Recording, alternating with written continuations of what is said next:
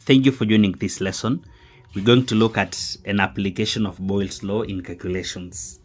Air is trapped inside a glass tube by a thread of mercury 240 millimeters long.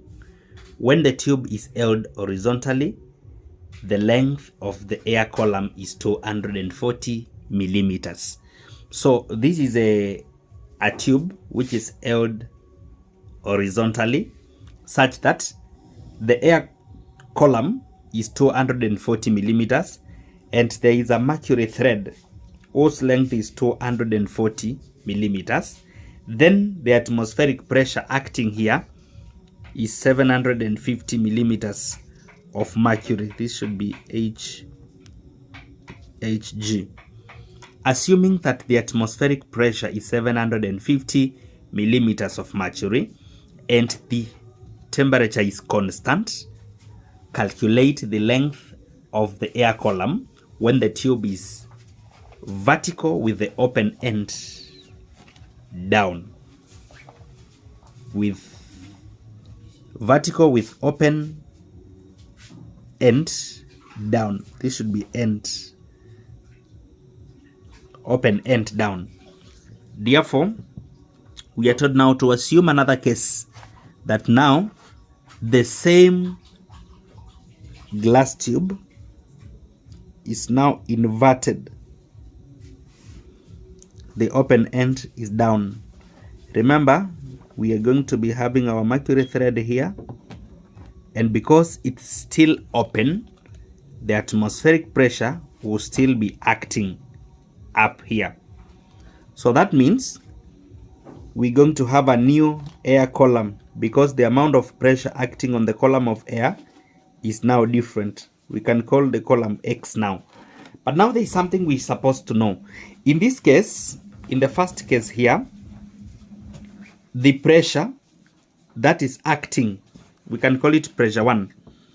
Pressure 1 acting on the column is equivalent to, the pressure 1 is going to be equivalent to the pressure due to atmosphere, and that is strictly 750 millimeters of mercury.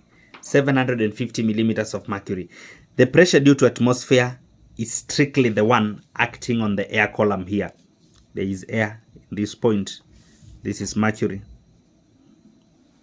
Now that the tube is horizontal, this column will have its weight strictly acting downwards, and it will not affect the column of air. So that is why the pressure is strictly due to atmosphere. And now the length of air can be used to represent volume here. So the length, which is volume 1, can represent the amount of volume, and it's 240 in this case. 240 in this case. Now we are saying in this other case here, pressure 2, because we have atmospheric pressure acting out upwards, but the weight of mercury will act downwards. Then there will be the pressure difference is the one that will be acting on the column here. The pressure difference is going to be, the atmospheric one is greater, so 750 millimeters of mercury minus 240 millimeters of mercury. That will be the pressure acting on the air column. But now the new volume is represented by X millimeters because it is unknown. Therefore, the pressure will change. We will have a smaller pressure, the difference in the two pressures. But now, according to Boyle's law, because temperature is constant, it means the gas is obeying Boyle's law. We're going to say that pressure 1 times volume 1 equals to pressure 2 times volume 2. This means that pressure 1, which is equivalent to 750, multiplied by volume 1, equivalent to 240. This will be the same as pressure 2, which is 750 minus 240, giving us a 510, multiplied by the unknown volume, which is given X. So X is going to be, when we take 750 multiplied by 240 and we divide by 510, we're going to get 352.94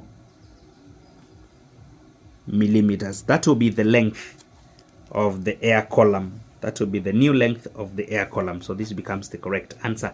There is another case whereby the tube can be, just to mention, the tube can be inverted, but now the open end is up, such that we got the column of mercury here. This is mercury, the air is here. So in this case, the total pressure is going to be, because it is open, pressure due to mercury 750, and also pressure due to the mercury column, the atmospheric and also due to column, because they are both pressing the air column, then we add them. So if the case was it's inverted upwards now with the open end up, now, a different setting, we would have taken 750, then we add 240, so that the total pressure acting on the air column now becomes too great, like 990 when you add. So we could have worked with that case. Another possible question here, you can be told to explain why, when it has been inverted with the open end facing down, you explain why the mercury thread did not fall. And that is because the pressure due to atmosphere is greater than pressure due to the mercury column.